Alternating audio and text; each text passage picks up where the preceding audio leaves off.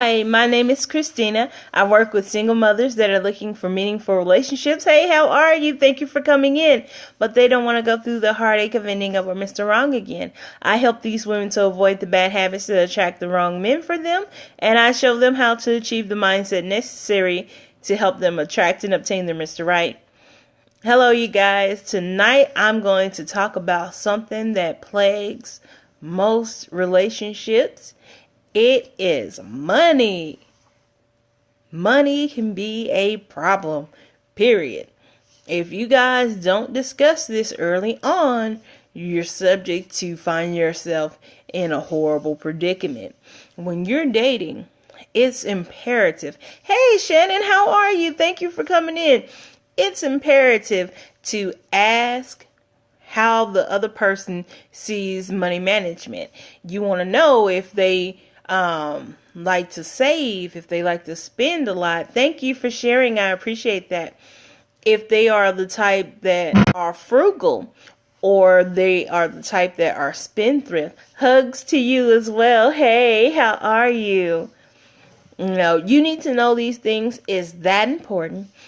And thank you so much for the hearts. If you don't know where they stand with money management, dun, dun, dun, dun, you're setting yourself up for failure. Because when you guys settle into a relationship, these things are going to come out. The cats will be let out of the bag.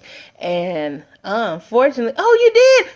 Oh, I'm happy. Thank you. Man, because I was like, man, that post office, that's whack, Why wouldn't you get your book, I'm so happy you got it. I'm so happy because, I had sent other people books and they got theirs and you were the only one that didn't. And I was like, what happened? I was like, oh no, how to feel about that.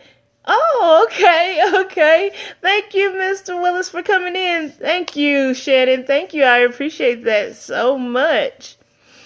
I really do. Thank you. Thank you for the hearts and everything. But you guys, it is imperative to know where the other person stands about money management. And it's the best thing to do it early on. If you care about people's credit scores and things like that, if you use credit a lot and your credit is immaculate, you better ask. Because if you don't and you get in a relationship with this person and they could care less about credit, they're going to destroy yours and destroy you. And you're going to be beyond hurt. If you're the type of person you like, I want to save, I want to have a nest egg. Hey, L-Dub Fitness, thank you for coming in. I appreciate you. If you're the type of person you like to save, you have a lovely savings account. This is what you do. You clip coupons and everything, and you're doing the whole thing. And then you get with somebody who they get their paycheck today and it's gone tomorrow. You're going to be upset. You're going to be in a world of hurt because, look, you guys don't see eye to eye. And this is something that could have totally been avoided. Now, thank you for inviting your followers. I appreciate that. Thank you guys for the hearts. There are people where there are circumstances where you end up spending money you weren't intending to spend. That's something different. There are emergency situations, and that is what the savings is for. It's not referring to a situation like that. It's referring to situations where you guys simply do not agree on money. Take, for example, I was in a relationship back in the day, and, I'm on the frugal side. I like to save my money. I like to pay attention to my credit score and things of that nature. Well, the person I was with could care less about saving. He was into rims and Tims. I was talking houses and spouses. We were on two different playing fields, and this was a problem. I'm trying to put money away. He's rotating it back out faster than I'm putting it in, to the point to where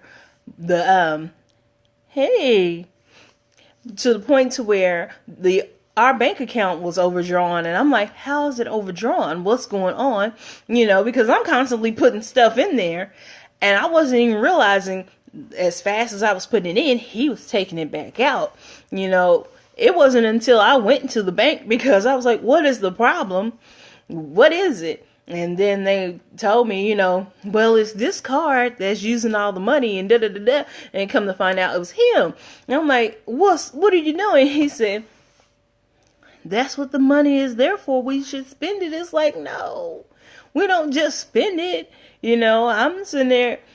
I'm the type of person, I like to pay my bills first. At the first of the month, the bills come in. I want them all gone, right? And then anything I have left, then if I want to do something extra, I will. But that's only after the bills and only after I've saved what I needed to save. He didn't feel like that at all. He was like, how are you living life where all you doing is living to pay the bills and you're just saving? We're supposed to enjoy ourselves. We're supposed to enjoy the money that we worked hard to get. And to me, that was just frivolous and idiotic. But I can't say that he was completely wrong for feeling the way he felt. All I can say is we didn't agree. And had we talked about this before we entered into a deeply committed relationship, we could have avoided all of that problem. We could have discussed this in the dating stages, how we felt about money management, and we wouldn't have had to go through that at all, because I would have understood he lives in the moment. And my mind is like, what I do today will affect tomorrow and the next day after that, and so on and so forth. I'm thinking in the future tense, and he's thinking right now could be it. Which is nothing wrong with either one of our mindsets on the matter, because I know plenty of people who live for the moment, and there's nothing wrong with that. I'm just not one of those people.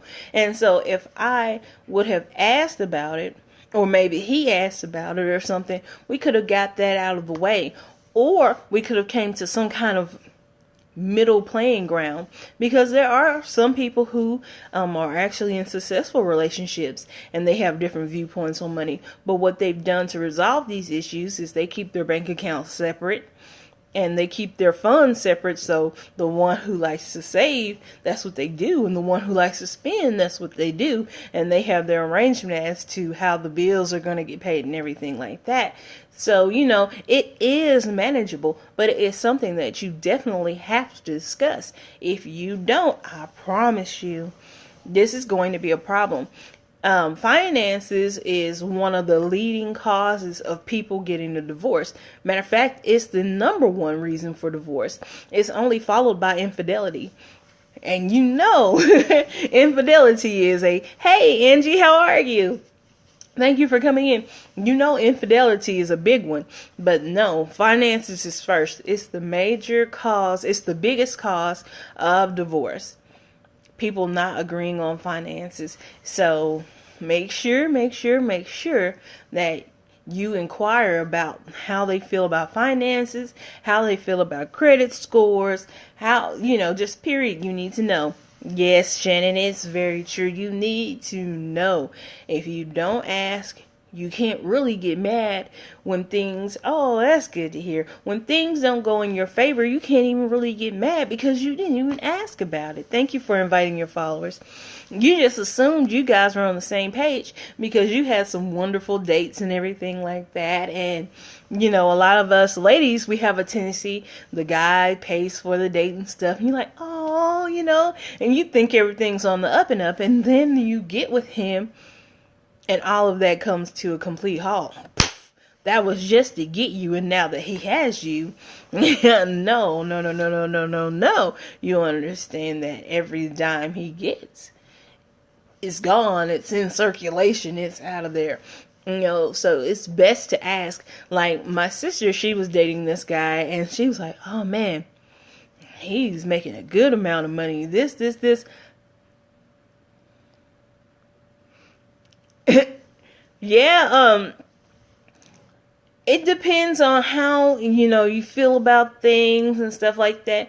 Some people aren't comfortable giving out certain amounts of information, and it's just a certain way that you have to go about asking things and stuff like that.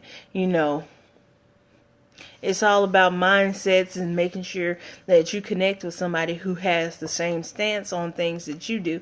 I mean, understand that I'm not saying that you should find somebody that's just like you, because they're going to get on your nerves. Yes, they can go use themselves, and nobody has time for that.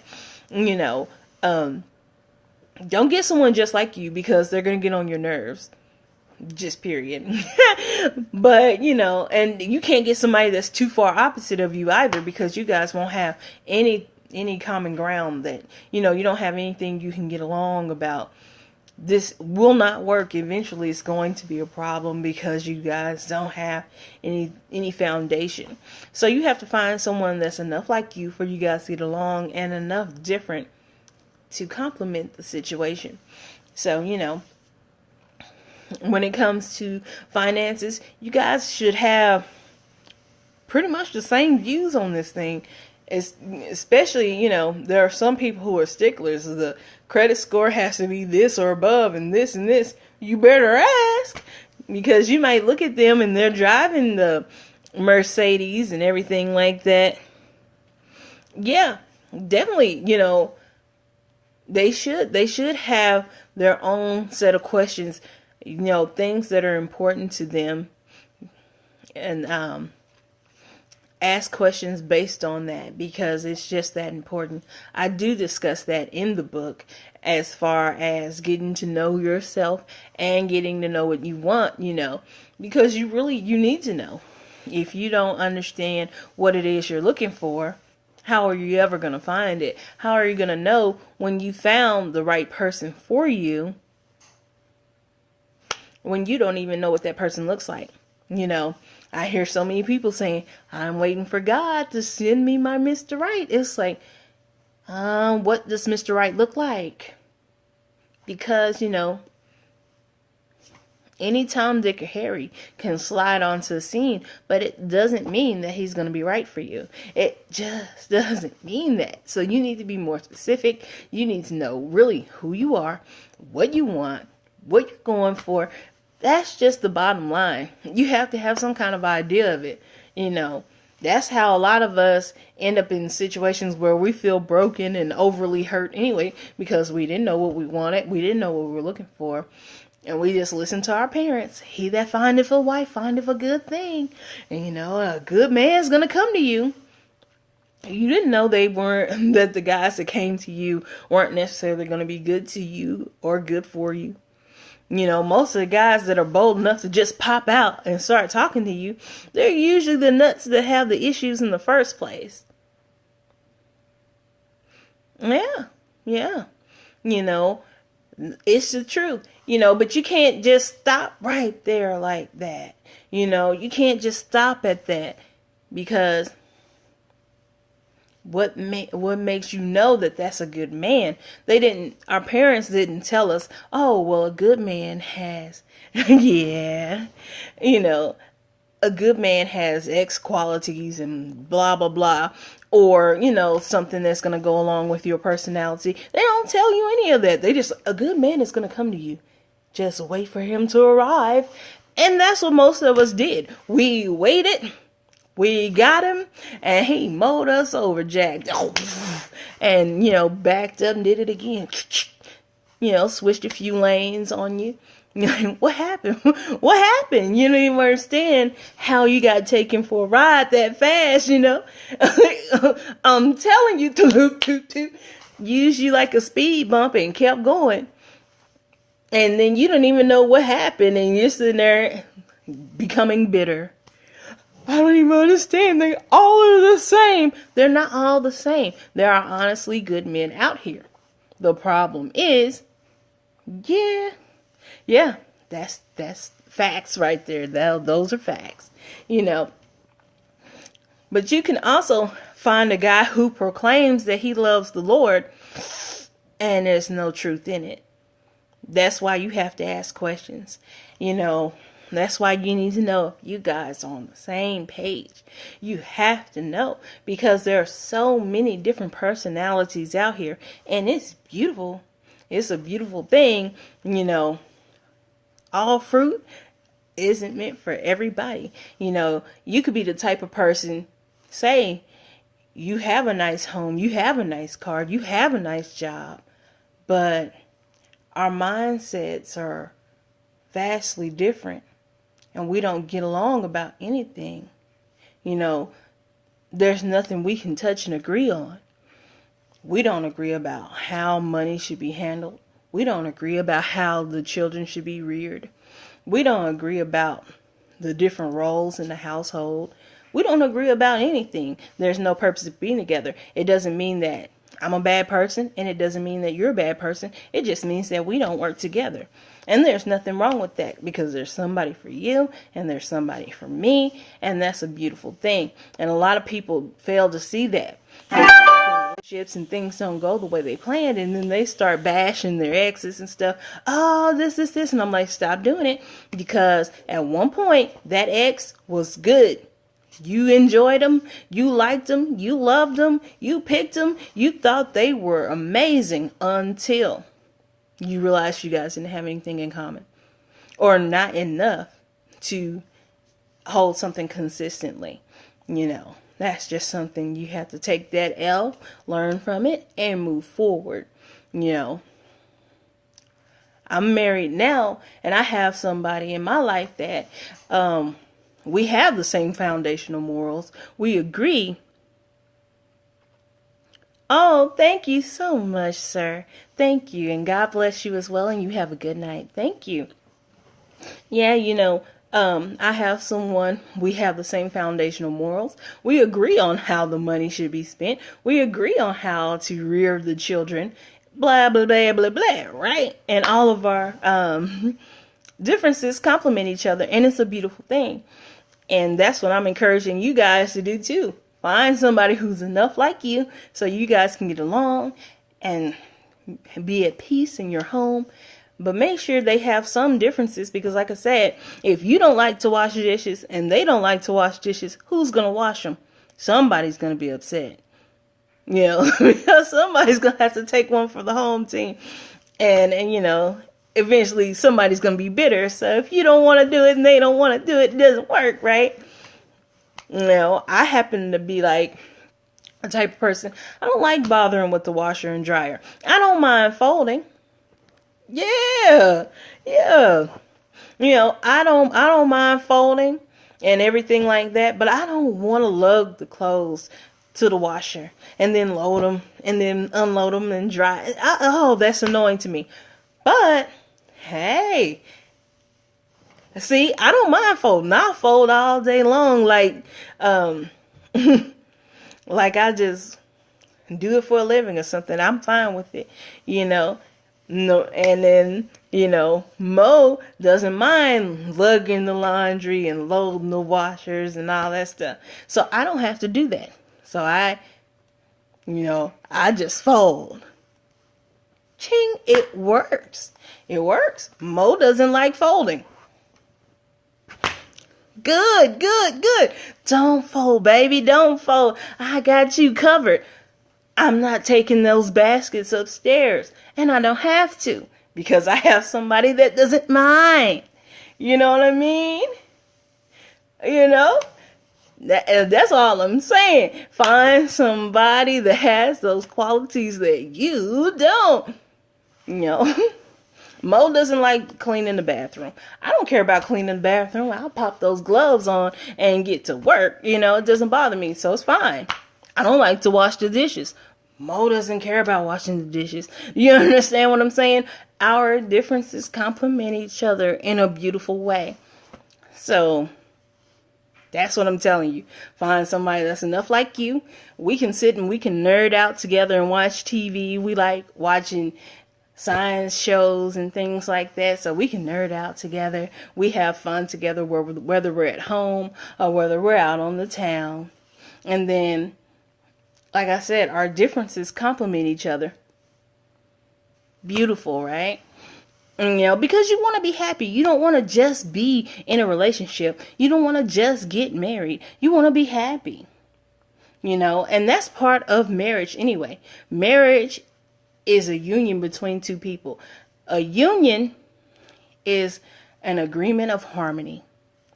Harmony is happiness, people. So if you're not happy, it's not a union. If it's not a union, it's not a marriage. It's a contract of tolerance. You don't want those problems. You know, people will set you up for failure. They'll tell you, you have to persevere and endure. No, you don't. You don't have to suffer like that. Things aren't going to be peaches and cream all the time. You will have disagreements, but your disagreements shouldn't be heavy to where you can't shake them off. You should be able to sift through those disagreements just as quickly as they came up. The sun shouldn't set on a disagreement. It just shouldn't. If you're having major disagreements like that, you either need to get some counseling so you can get, some outside help with it. That's only if it's worth saving. And if not, you need to reevaluate why you're in the relationship. It's just what that is. A lot of people don't want to hear it. They don't want to feel it, but it's the truth. If you're having these big knockdown, drag out arguments where you're yelling at the top of your lungs and you're just, what are you doing? Why?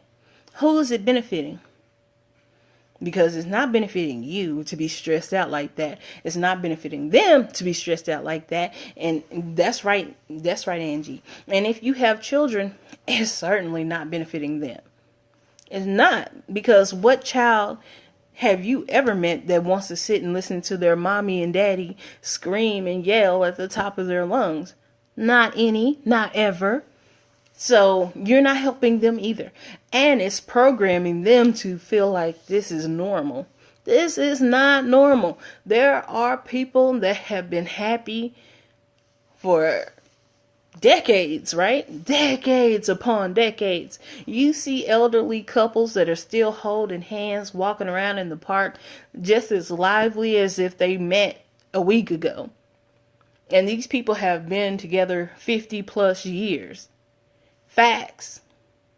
It's attainable, because people are like, no, that stuff don't exist. That's fairy tales. No, it exists.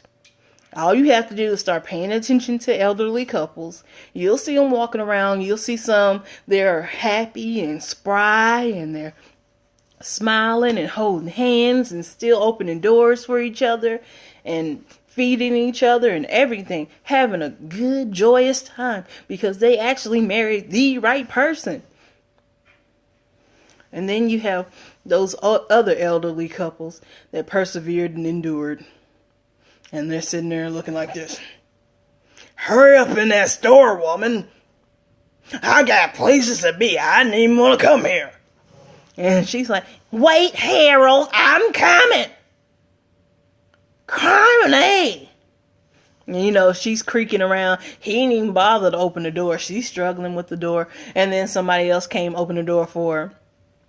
And she's like, thank you, at least somebody was generous enough to open the door. And he's like, oh, shut up and hurry up and get what you came to get.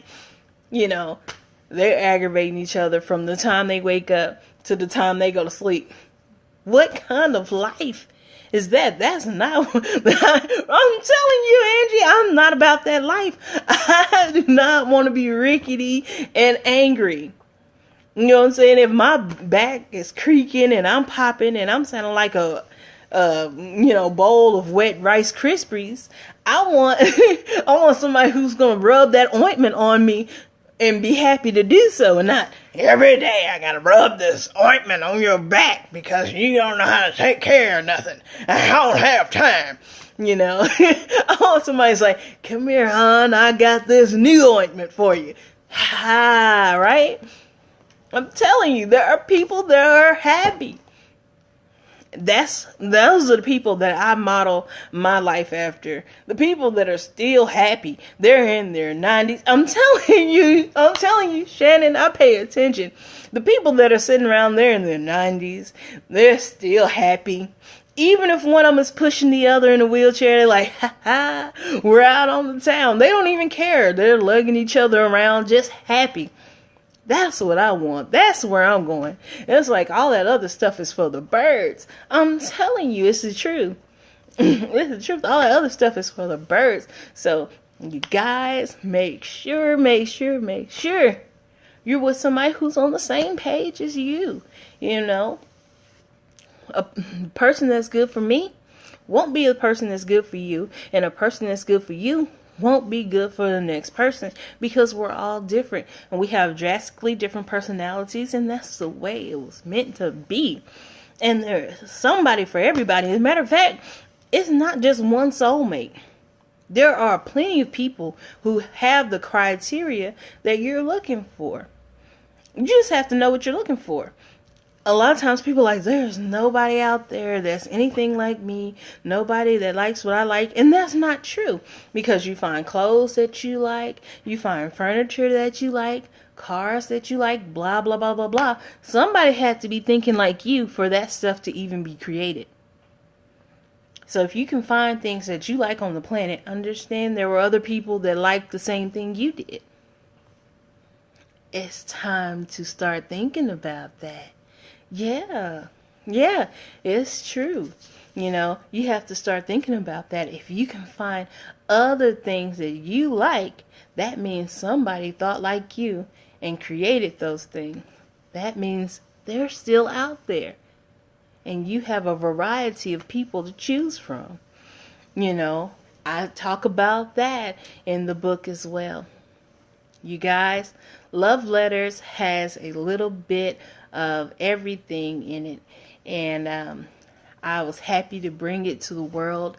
I really want it to be something that's impactful, something that makes you think, something that takes you somewhere that you don't normally go when you think about relationships. Every book that I put out, that's the vibe that I wanted to give you. I want it to make you think. Oh, thank you so much, Angie. I appreciate that from the bottom of my heart. I really do. Every book I put out, I want it to have that same vibe. I want it to take you places that you normally just don't go. Give you a different perspective of things, and, just help you home in on yourself. Because the last thing I'm trying to do is be out here and tell you how you should live your life. Thank you, Shannon. Thank you. I want you to learn how to live your life and be the best you that you can be. And that way, when you are your best you can present that to someone that will love you for who you are, and they can present them best selves to you as well, their best selves. I can't even talk tonight. And you guys can enjoy each other. It's a beautiful thing when you can be butt naked, open, and honest with somebody.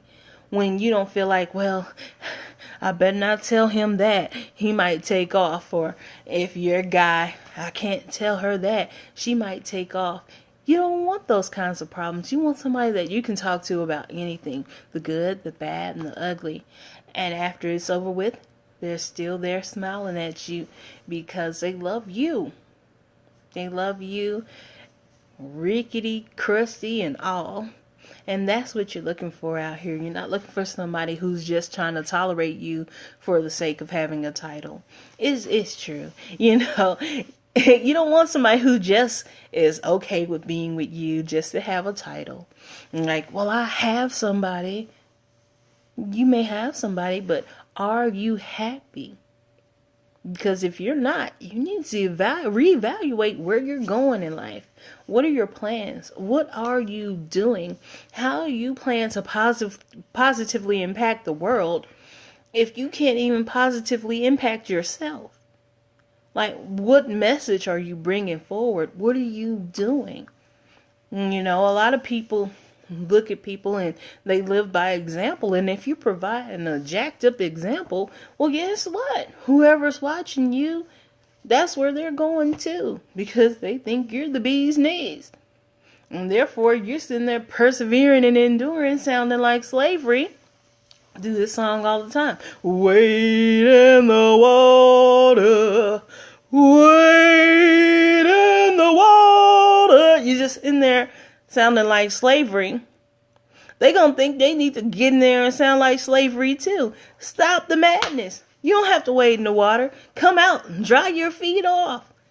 I'm telling you, come through. Do something different. I'm telling you guys, it's real out here. Do something different. If you want to positively impact the world, start with yourself. I asked Mo a little bit ago, I was like, what's the best way, because Mo is overprotective. I said, so what's the best way you can protect me? By making sure you're okay. And I was like, no, not by making sure I'm okay. You do that anyway. The best way you can protect me is to protect yourself. Is to make sure you're okay. You're back here, you're sitting right here talking about your neck and your back and stuff hurts. Why don't you go to the VA and get that checked out? Why are you falling apart but making sure I keep all my doctor's appointments? You set my chiropractor appointment for me and everything like that, but you're not taking care of you. How? Houseway, how does this work? You don't have the answers. You're going to have to get up and you're going to have to set up your appointment and you're going to have to go to VA. Go to the VA because I need you alive. I can't have you, throwing yourself out in front of the train as the ultimate sacrifice. I need you to be okay. I'm not with you for what you can do for me. I'm with you because I love you. So you're going to have to get it together, Chief. So, yeah. And I said, and I demand that report that you set up your appointment, too. So we'll see what happens tomorrow. I'm just saying, if you can't do anything positive for yourself, how are you going to do it for somebody else? How are you going to take care of somebody if you're not taking care of you? If you're limping on the good foot, can you really support anybody else? You're barely getting along yourself. You got to think about that. In everything you do, you have to make sure that you're taking care of you too. And it's not being selfish. It's being responsible. Just period. Somebody's watching you. So if you're persevering and enduring in this sucky, miserable marriage, somebody's watching you and you're their hero and they think that that's the way they should be living their life too. And so they're going to be out there trying to persevere and endure with somebody who doesn't have their best interest in mind. Somebody that's cheating on them, beating on them, and the whole 9 yards. All because they think that's the way it's supposed to be. Don't do it, don't do it, don't do it. Don't do it to yourself and don't do it to them. Get your act together. Period. It just goes back to the ask questions. Make sure you're sitting with the right person. Make sure you're entertaining the right person. If this person doesn't have the same foundational morals that you do, why are you dating them? You're setting yourself up for a trail of misery. Stop it. Get your life together.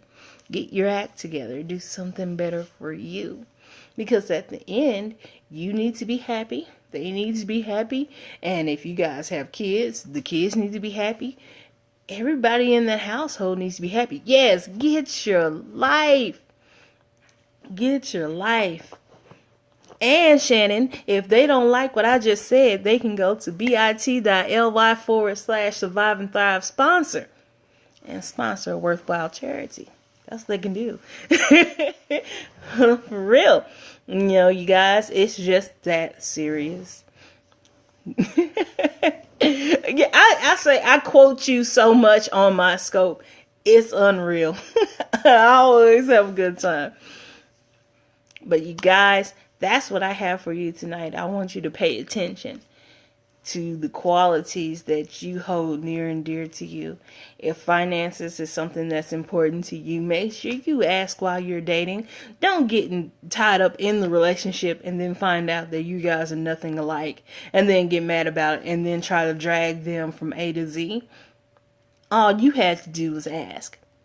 So with that, I'm going to tell you all, thank you for being in here with me. I appreciate you. I appreciate all the hearts, the shares, and everything like that. To my replay viewers, thank you guys for coming in and chilling with me. I appreciate you so much. Heart me up, share me out, show me love, you guys. And if you want to get your hands on the book, it's called Love Letters, Becoming Ready to Be Loved. It is available on Amazon and Barnes & Noble. And that you can get to that easily by going to bit.ly/lovelettersb B as in bye. And yes, thank you. Also, if you guys have questions that you want me to address on my scopes, you can always contact me via email, which is christina83.walton@gmail.com. You can contact me on my Facebook, which is Christina Walton Lewis. I also have a business Facebook page, which is Walton Lewis Enterprises, and I have a website coming really soon. I'm excited. It will be waltonlewisenterprises.com, and you guys will be able to contact me in those places too. If you want to have an open forum, you can join my Facebook group, which is absolutely free.com. It is and thank you. It's bit.ly/real talk, the number 4, the letter U, and that is a free group, and you can get in there, interact with some of the posts, interact with some of the other people, ask me questions. We can address them there or on the scope. And like I said, if it's something of a personal nature, I can, hi, I'm getting out of here, Issa, but please feel free to watch the replay. If you guys have questions that are on a more personal level and you don't want it shared with anybody, I will gladly keep confidentiality. You can contact me at any of those outlets that I mentioned before, and I will always get back to you guys. And again, thank you so much for spending time with me today, and I'm going to take off, and I hope you guys have a wonderful night. Bye, guys.